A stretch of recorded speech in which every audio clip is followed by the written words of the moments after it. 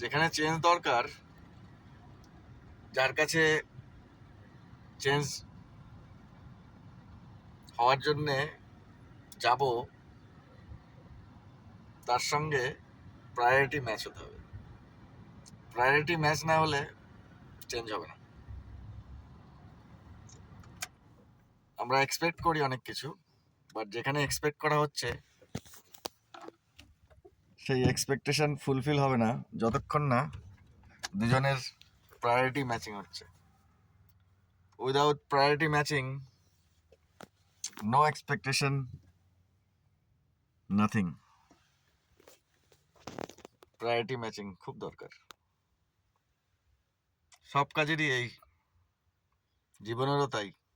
Priority matching, আমাদের যা যা প্রবলেম এই প্রায়োরিটি ম্যাচিং এর জন্যে। অনেক ভালো কাজও প্রায়োরিটি ম্যাচিং এর জন্যে, প্রায়োরিটি ম্যাচিং না হওয়ার জন্যে নষ্ট হয়ে যায়। Enjoy priorities. Thank you.